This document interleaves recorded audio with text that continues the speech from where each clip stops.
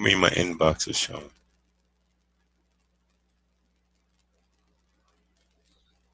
Okay. Share screen should be on the Arabic. The signs. Yeah, no, this right. باب علامات الرفع. طيب. Okay. بسم الله والحمد لله والصلاة والسلام على رسول الله وعلى آله وصحبه ومن اتبع هداه أما بعد. Okay, so inshallah ta'ala, excuse my my voice. We're going to start class with Arabic, and then inshallah ta'ala we'll do a Tajweed.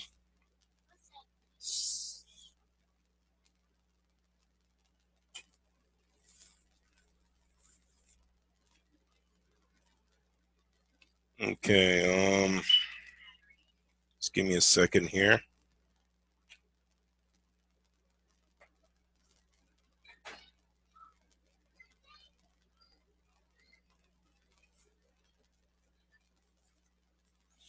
Okay, so where have we reached in the text? We've covered so far. We've covered Babel Kalam, right? We've covered a section dealing with Kalam, and basically this section is speaking about the definition of Kalam. What does Kalam mean? We spoke about the meaning of it in English. What does Kalam mean in English? Speech. And we covered the 4 conditions that make up the definition of Kalam in Arabic. What are they? Okay, so it has to be mufid, which has to be understood, right? You have to benefit from it. What else? It has to be in Arabic. That's bil wadir or qad wadir. Okay, what else? More than one word, so that's murakkab. And what else we got? The last one? Lafdhun. So it has to be spoken, right? And after that, we talked about the different category of words. Okay, so we talked about words being 3 categories, right? What are they? What are the 3 categories of words in Arabic? No, not masculine and plural. No. Nope. There are 3 types of word in Arabic.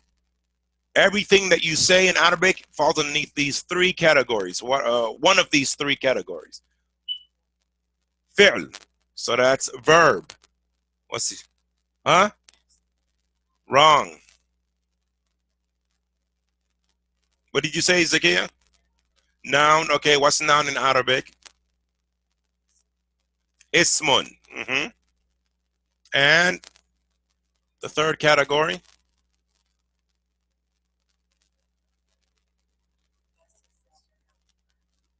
Preposition. Yes. In Arabic, what?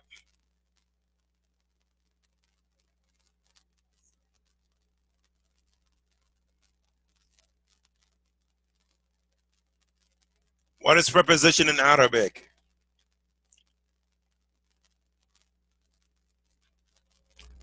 Who knows? Who knows?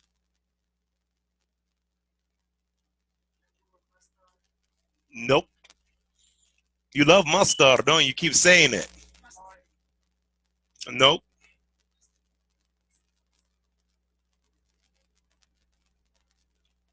Harf. So we got 3 categories, and we learned about these 3 categories. And then we focus on each category. So for ism, when we focus on ism, we learned about the signs of an ism, meaning how can we differentiate an ism from a fi'l and a harf. So we learned that it has 3 signs. What are they? Okay, it has alif and lam. So an ism or a noun is the only word that can get alif and lam at the beginning, right? What else? It can get tanween. Okay, that's right. And what else?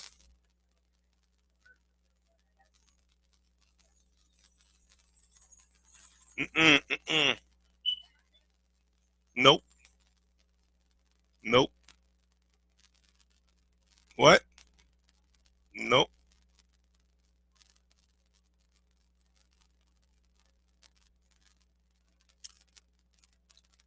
Al-khafd, which means that ism is the only word from the three categories, which is ism, fi'l, and harf, that can get a kasra on the last letter. Okay, so those are the three things. For fi'l, there was also three signs as well. How can you determine this word is a fi'l? Three signs. What are they?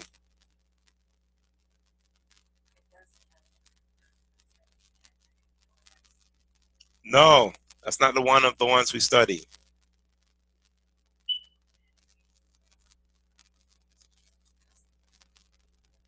No.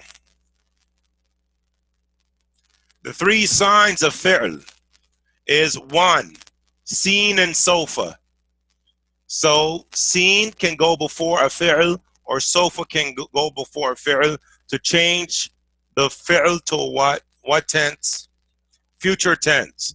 So you use the present tense form of the verb, then you put seen or sofa in front of it, and now the meaning gets changed to the future tense.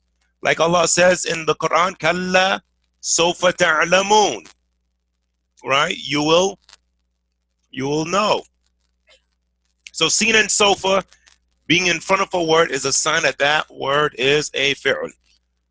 On the other sign, a ta'u ta'neeth, the feminine ta that goes at the end of a past tense root verb.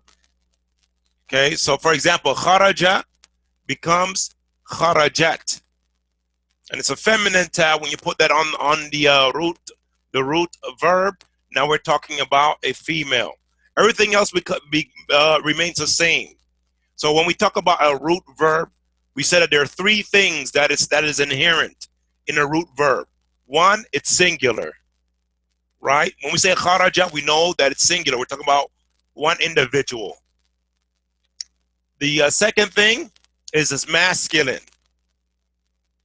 The third thing, it is past tense. We could even add a fourth thing, which is it's third person. Okay, so we're not talking about the person. When we talk about the root verb, this verb does not apply to the one that's speaking, nor the one that is being spoken to. Rather, it's talking about a third person, somebody else that's not part of the conversation. So those three things are in there. When we put the ta'neeth, when we put that feminine ta on it, one of those things change, which is the masculine. It's no longer a masculine verb anymore. Now it's a feminine. So everything is still the same. So it's still singular. It's still past tense. It's still third person, but now it is feminine. So instead of being he, being the subject of the verb, it is now she. All right, that's what the feminine tad does. And that only goes on a verb. The third sign of a fi'l is qad. Qad only goes before a fi'l. Like قد قامت الصلاة, قد أفلح من تزكى. Yeah, what is the meaning of qad? One of the meanings that we gave was that it's used for emphasis. One of the meaning that we gave is that it is used for emphasis. No. Okay, so that's it. So we studied that, and then we also studied for harf. We said that a harf has no special signs. In fact, the sign of a harf, or the sign of a preposition, is that it doesn't accept the signs for a verb or a noun. The signs for a fi'l and an ism do not or cannot be used on a harf, on a preposition. Okay, so that's it. Okay, so then we move to Bab al-I'rab. After that, we move to the section of I'rab, the section talking about the grammatics. And we got the definition of I'rab. What's the definition of I'rab?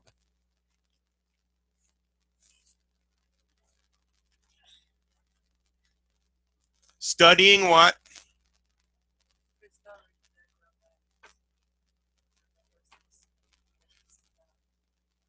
It's studying, I'rab is a studying that happens the change, studying the change which happens at the end of a word. Whether that change is apparent or not. That is a definition that we got for I'rab. After that, we went into some of the signs of I'rab, and actually this is where this is a little or continuation of that. So we went to the signs of I'rab. What are the 4 signs of I'rab that we covered?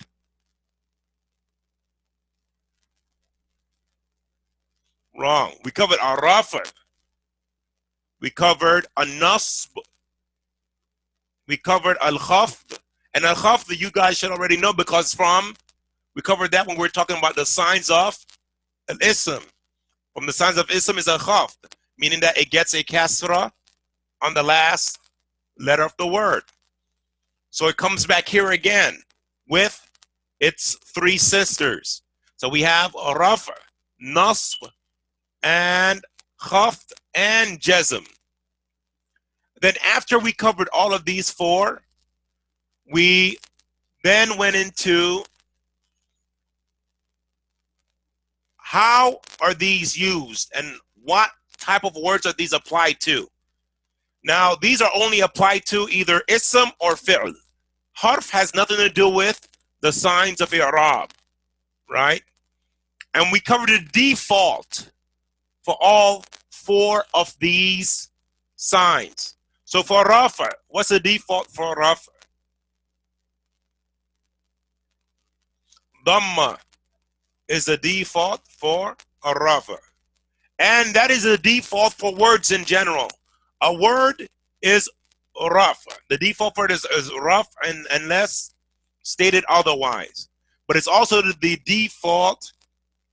So the default is raf, but also the dhamma is the default for raf. That means there's other things that are signs of raf. Okay? And then we nasb. What is that? What's the default for nasb? Wrong.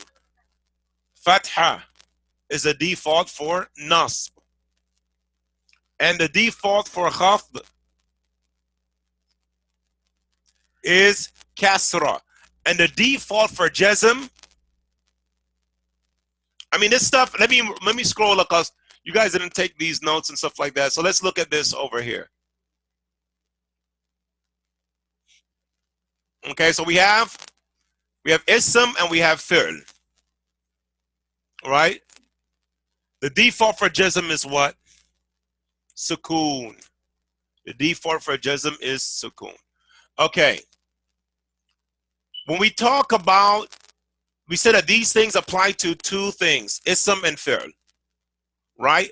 But not both of these categories do not get or do not utilize all 4 of these signs. So 2 of the 4 are shared between both the ism and the fi'l. So both ism and fi'l, they use raf and nasb. Both ism and fi'l, they use raf and nasb. Now ism has one that is specifically for it, and fi'l likewise has one that's specific for it.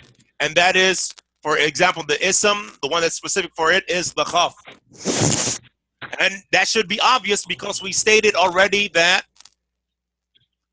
Ism is the only thing that can get a khafd. And khafd is what? Kasra. Khafd is kasra. And the ism is the only word that can get a kasra. So it only makes sense that al khafd is specific to ism.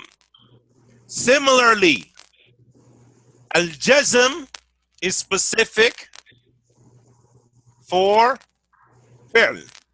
When we said a jazm is what? What is al jazm? Is a sukoon. Jazm is a sukoon. The default for jazm is sukoon. If you don't understand this, if it's too much for you, don't worry, because we're going to now get into those details. And during the details will be a repetition of everything here. So this is gonna repeat itself again. Okay. Yeah, somebody's microphone is. Let's see if we can find out who that is. Whose microphone is on? Ihsan, turn your microphone on mute, please, inshallah, until it's question time. Or you have a question, then you can turn your microphone on, inshallah ta'ala. Okay. So after that, after talking about the those four categories, this is where we are now. Okay, we're gonna focus on a rafa, right? We're gonna focus on a rafa. Now, what do we know about the raf? We said that the default is a dhamma. The default for a raf is a dhamma. But now we're going to expand. We're going to talk about the default, and we're going to talk about those things which are not default signs of a rafa. Okay, so let's look at this line now. So the sheikh, he says, dhammun wa wawun alifun wa nunu alamatu raf'i biha takunu.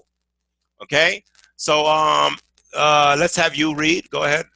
You, yes, no, you, right here. You, read all of this whole line.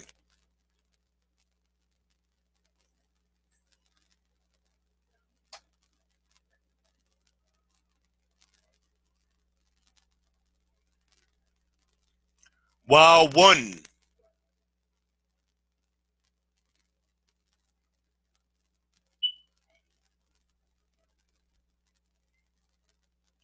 One nunu.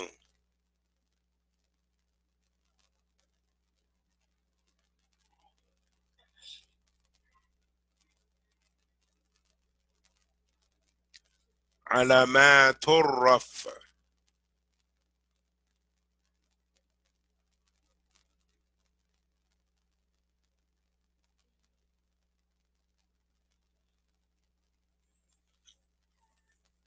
Biha.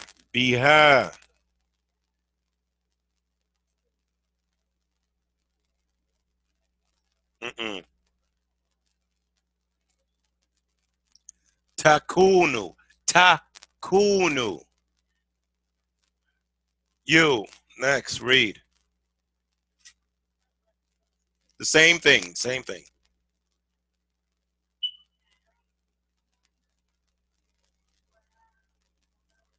Wawun.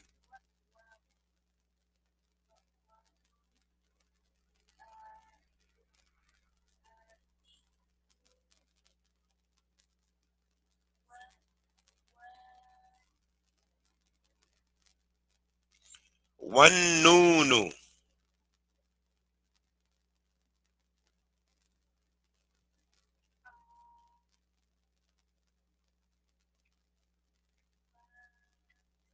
Mm-mm.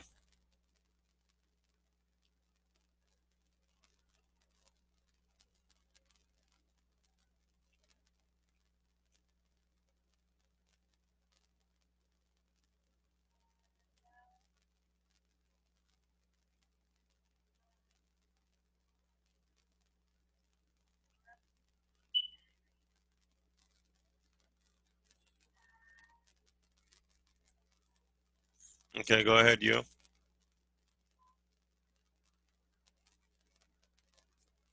Wrong.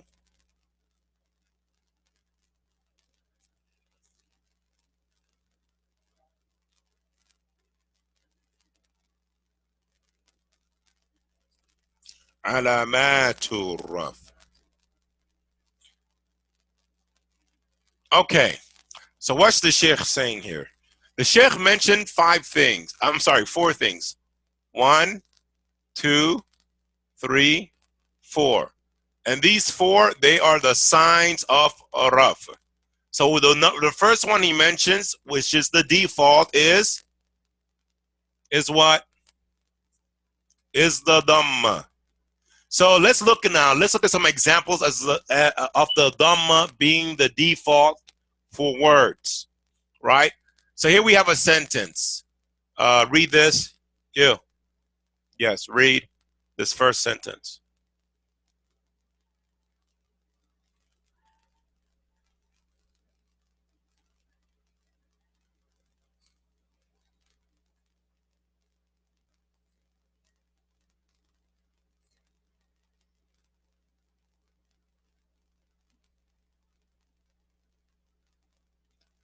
Okay, so Muhammadun sayakhruju. Now, the word Muhammad, if we look at the last letter, what do we have on the last letter? Tanween in the form of two dhammas, right? So that's a dhamma right there. There's the default. And if we look at sayakhruju, and we know that this is a verb, right? Because we see the scene right here, which is a sign of a verb, you know. So we look on the last letter of that, we see what? Dhamma again. So here's an example of raf and the default, which is a dhamma. Okay, let's look at a second example. Go ahead, read. What? This is what? What letter is that?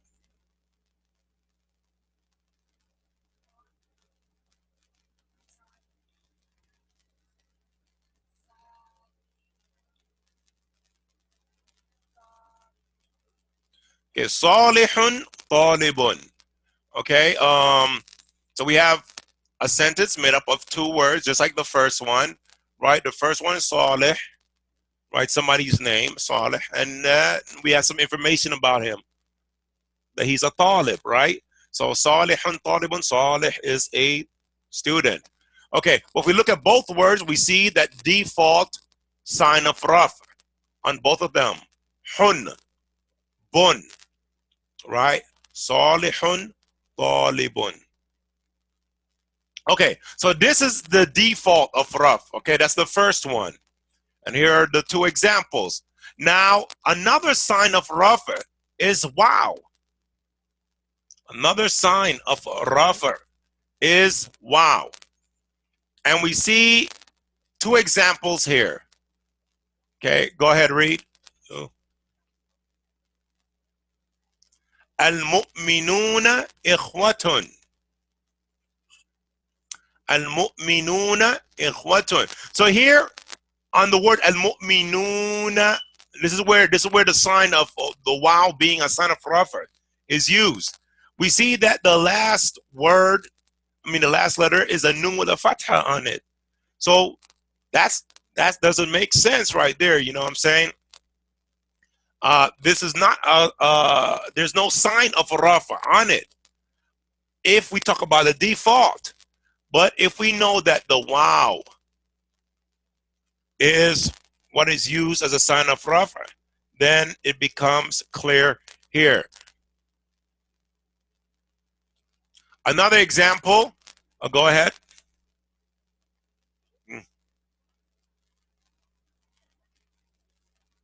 What is the question? Go ahead.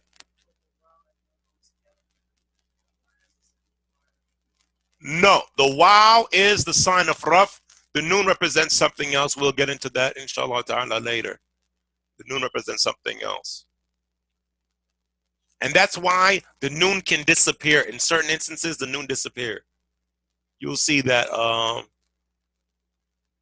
Like for example, if I say Mu'minu Mecca, the believers of Mecca. You know what I'm saying? In that type of situation, that type of sentence, the noon disappears.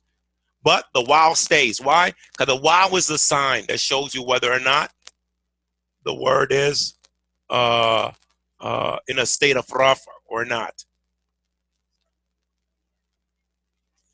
Well, we see that here it's at the real end of the word is the wow. The noon is added to the word for a specific reason. Okay, words have additions to it. That's not part of the original word. Okay, that's one way it can be looked at. Or another way it could be looked at is that this wow and the noon here is just elongation of the tanween that we have on the end of words. So salihun, what's the difference between salihun and salihun? Elongation of the oo sound. Okay, so the elongation of the oo sound changes the dhamma on salihun to a wow. You know, as a indication of that elongation, which is an indication of change in meaning from singular to plural. That's another thing too. The wow here, this word that the wow is used as the sign of raf in it, this is a plural word. That means it's more than two, right? Okay, read this. Go ahead.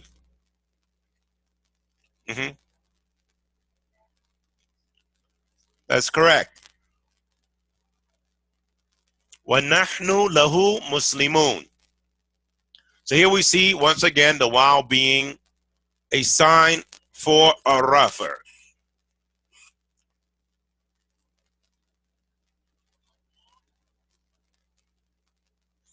Okay, so what do we have here? So it says here, the wow is used as a sign for a raf if the word is a regular, I should put a right here. No. If the word is a regular plural, just like in English, we have irregular words and regular words. Especially when we're talking about nouns. We're talking about nouns, do you have irregular nouns or you have regular nouns? So, who wants to give me an example in English of a regular noun? Assalamu alaikum. Wa alaikum salam rahmatullah. Idris. كيف حالك؟ Alhamdulillah, hayyakumullah. Please mute your microphone unless you got an answer to this question. Yeah, but no. A bait. No, in English, I need an example of a regular noun in English.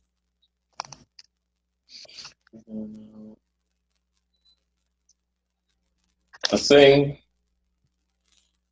No, what we talking about? No, we're not talking about the definition of a noun. We're talking about the difference between irregular and regular nouns. Right? There are irregular nouns and there are regular nouns. What's the difference? Give me an example of a regular noun in English. Huh? A book. Okay, like the word book. Right? A book is a regular noun. How do we know it's a regular noun? Because we look at the plural. What's the plural of book? Books. Regular nouns in English are changed to plural by adding s or es. Yeah. So, and ies too as well. There's es, s, ies. Any words that are changed from the singular form to the plural form by adding s, these words are called regular nouns. Irregular nouns in English are words that don't follow that rule. So an example of that would be what? No, not knife. But it's es. I mean, yeah, the V, the F changes to a V, but it's still es. What's the plural of not? So that's a regular noun.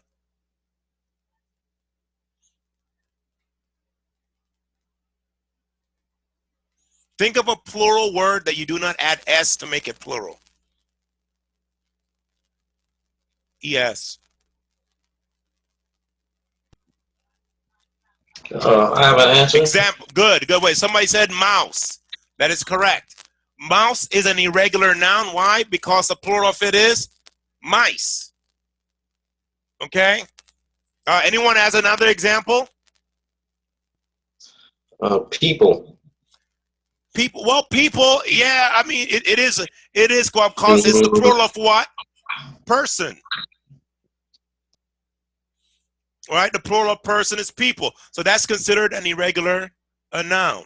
Although, you know, in some vernacular, people does have a plural, you know, that with S. They say peoples. In like in South Africa, I think they use that, and some of the African-speaking countries that speak English, and also like, you know, where else they use peoples? I think England. I'm not 100% sure on that, but there are some places that use people with an S as the plural of people.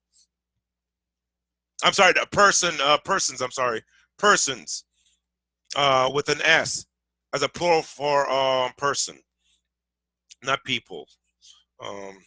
I'm sorry. Okay, so just like how we have regular and irregular verbs in English, you have the same thing. I'm sorry, not verbs, nouns. You have the same thing in Arabic. So you have regular and irregular nouns in Arabic. A regular noun in Arabic, there's a couple of them, you know, because remember, each word in Arabic is either feminine or masculine, right? The masculine regular nouns are made plural by adding or elongating. You could say adding the wow at the end, and then the noon, or you could say by elongating the wow sound or the dhamma sound. This is how you make something that is singular plural. Okay, if it is a regular noun. So for example, Muslimun. What's the singular of Muslimun? Muslimun, right? Mu'minun. What's the singular of Mu'minun? Mu'minun, right? So that word Mu'minun, we change it to Mu'minun. Okay, so that's an example of the second type of raf. The second sign of raf is the waw for regular plurals. Now, alif is also a sign of raf.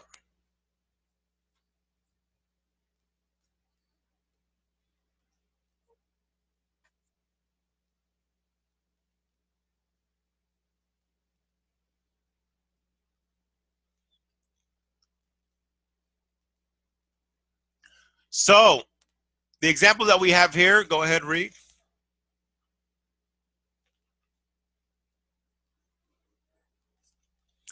At-talibani muslimani. At-talibani muslimani. Now here, this sentence is similar to the sentence that we had here. Salihun talibun. It's a little bit different. This word of talibani, the alif and the noon is a sign of duality. So it's a plural, but it's not a plural that's more than three. Meaning, so it's two. Talibani is two. Two what? Two talib. Muslimani is two. Two what? Two Muslims. Okay? So what does this sentence mean? At-talibani muslimani. The two students are Muslims. The two students are Muslim. Because talib, the word talib means student. Right? The word talib means student. We put the alif and lam on it if we're talking about two, that duality.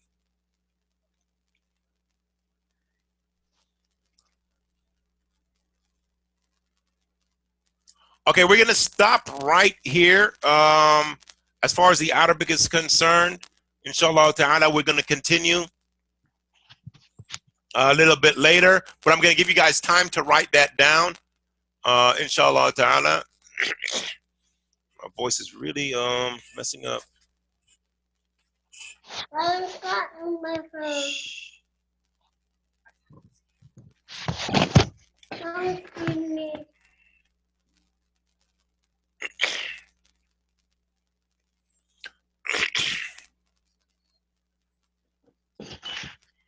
Okay, so let me try to figure out now how to change.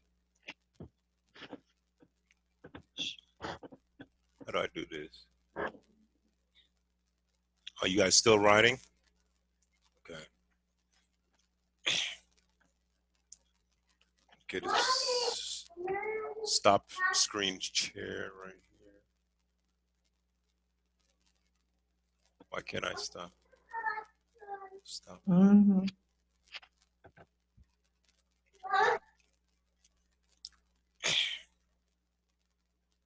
That might be a problem.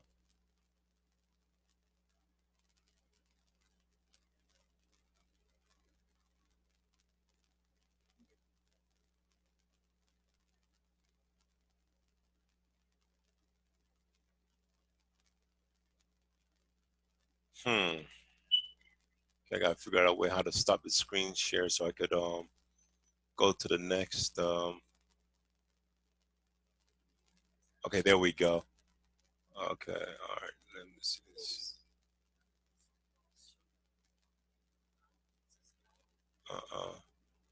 I think it's, well, it's still saying stop share. Does that mean that it didn't stop? Hold on.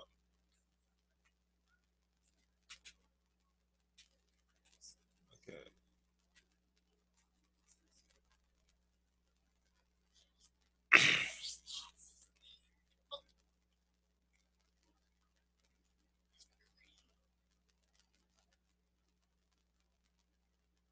I don't know what's going on here.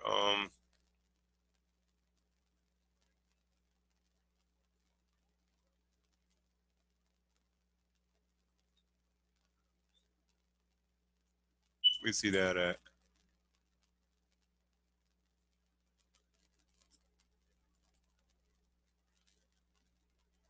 Oh man. Okay, let me try and figure out what's going on here.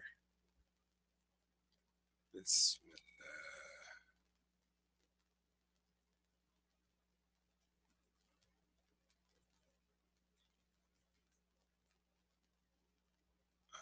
and that might help. Yep, there we go.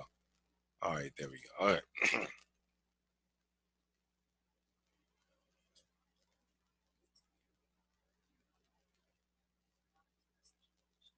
No, I'm going to share the Tajweed. Where's the Tajweed at? Where's my Tajweed file? Oh, here we go.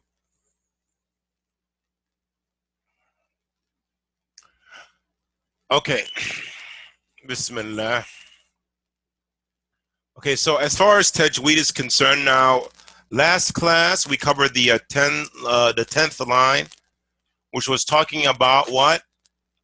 The what's called huruful jaw, right? The sounds that come from inside, that come from like the chest area, the lung area, which are the elongation, right? The elongated vowel sounds. So we have the ya, the alif, and the waw. That's what we've covered yesterday. Now today, this line, the 11th line, we're covering. It says, ثم لأقصى الحلق همز هاء ثم لوسطه فعين حاء.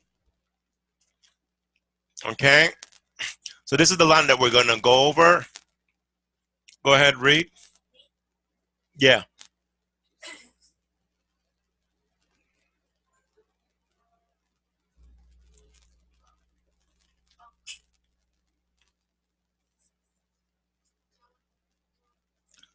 Nope.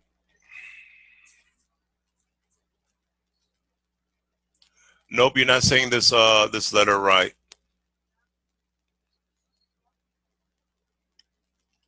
Not you. Talking.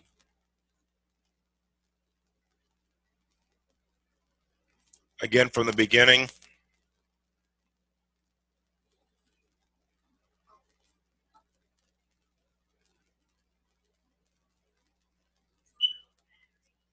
Told, where do you get told from?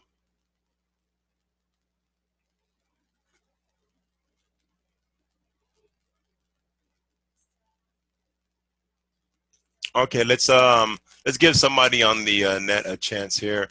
Idris, you want to go ahead and read this for us? No. La. Well, Why not? Why not, Akhi? no, I want to read. Okay, طيب تفضل. So I said now. Oh, you said نعم. Okay, so I said لا. Okay, طيب تفضل. I'm in class on. Okay. ثم لأقصى الحق ثم لأقصى الحلق همز ها ثم Ooh. Don't forget the dumb on the you know, if you don't say that, then it won't rhyme. نعم ثم لأقصى الحلق همز هاء ثم لبسطه فعين حاء. Okay. All right, Idris. I'm sorry. Very good, mashallah, by the way. Ihsan, you want to give this a try? Ihsan is not there. Okay, he bowed out. Okay, no problem. Anybody else want to give this a try? Assalamu alaikum. Wa alaikum salam. The sister can read too. Yes, go ahead. ثم لأقصى No. Look right here. You see this? That's after the sod. That's not a yeah. Be careful. Oh, it's a alif. Yeah, it's an aleph. Okay. ثم لأقصى الحلق أقصل. ثم أقصى الحلق حمزة. Hold up. Okay, you said that part right, but you forgot the li part here. Okay. ثم لأقصى الحلق. ثم لأقصل. Okay. لأقصل. Okay. ثم لأقصى الحلق حمزة حاء. Hamzun. Okay, because the Martin. Hamzun ha'u thumma li wasatihi ainun. Pay attention to the scene. What's that on the scene? Li wasatihi ainun ha'u. You forgot the fa. Oh, li wasatihi fa'ainun ha'u.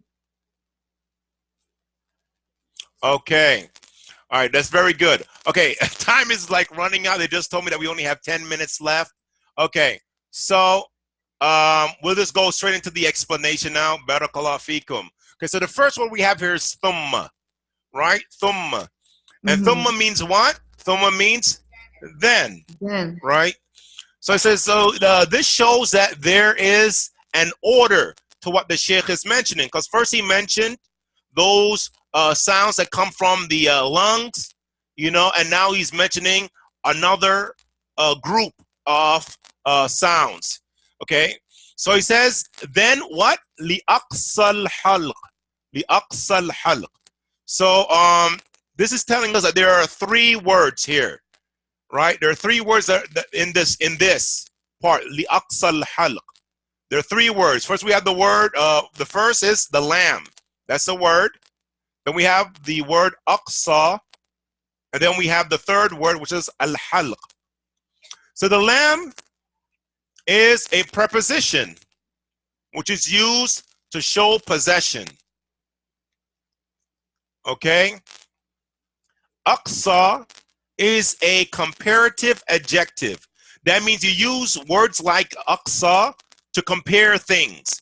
You know, I am bigger than him. He's taller than me.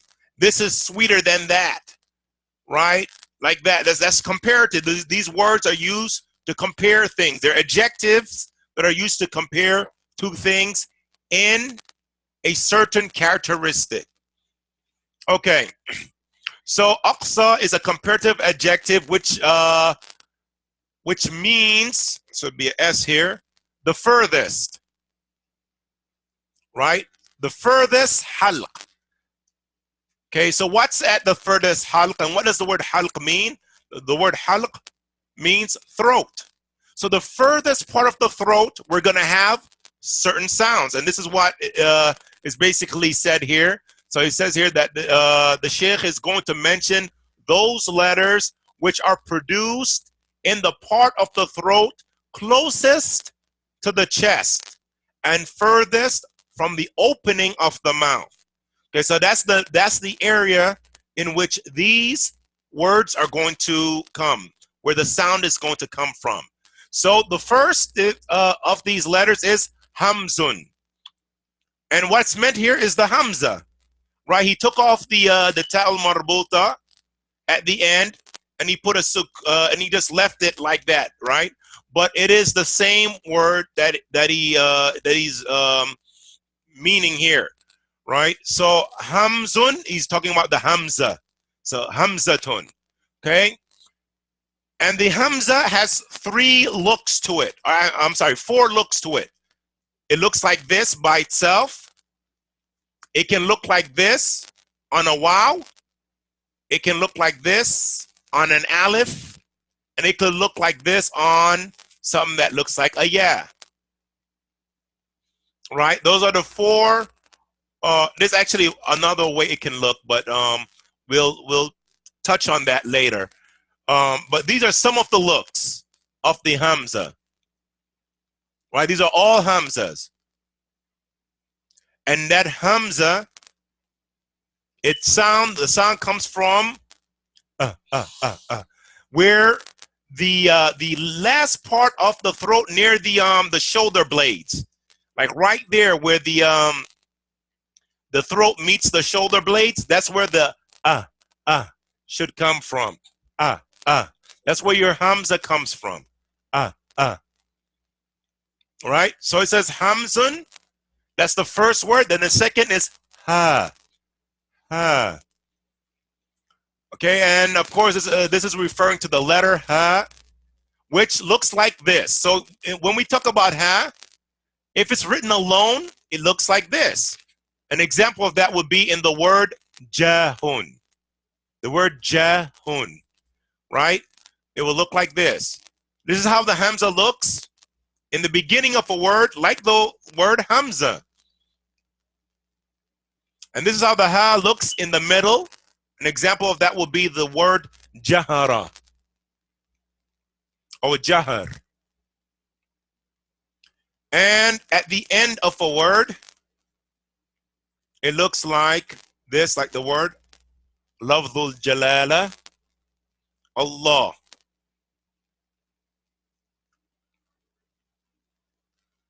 Okay, and after mentioning those two letters that are produced at that area, the sheikh then moves on to something else, which is liwastihi.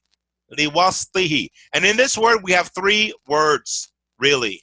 The first is the lam, which is the shown possession, the word wasp, and the ha.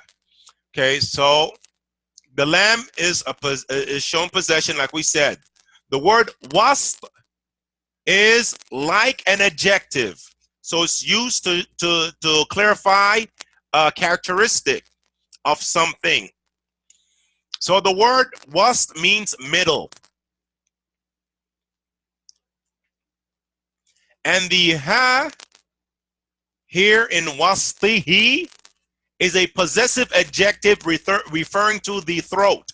So this is talking about the middle of the throat, right? So there are certain sounds that come from the middle of the throat. This is where your Adam's apple would be,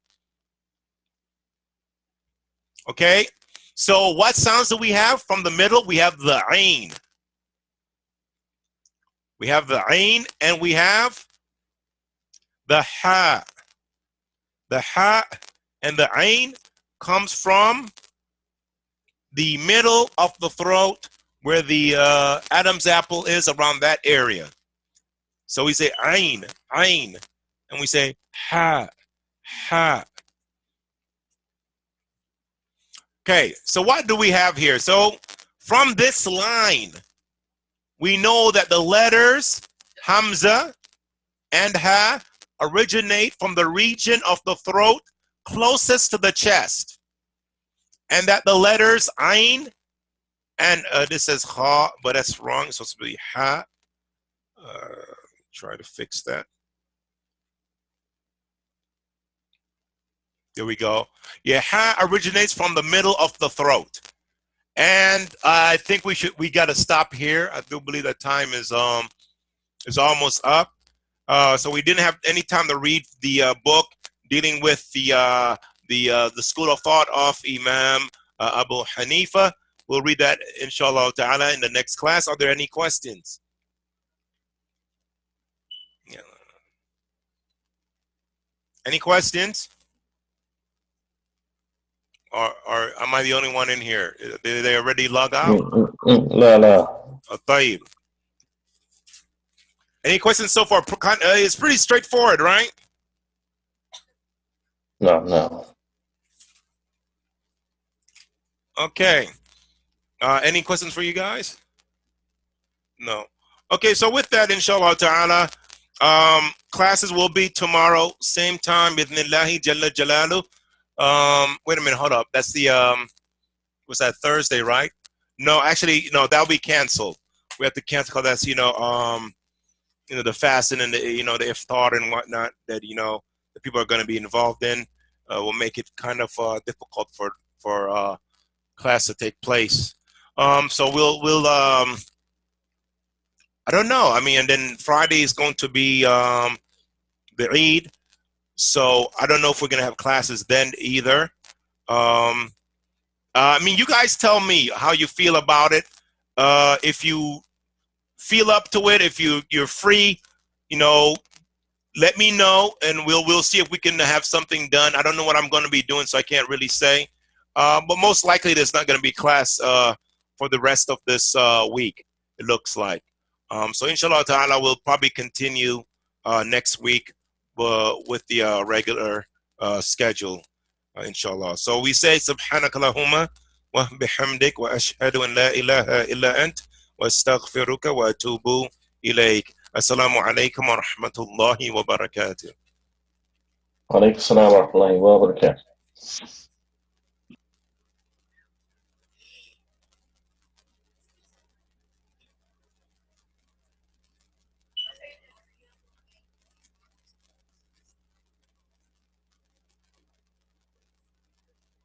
Okay, end the meeting.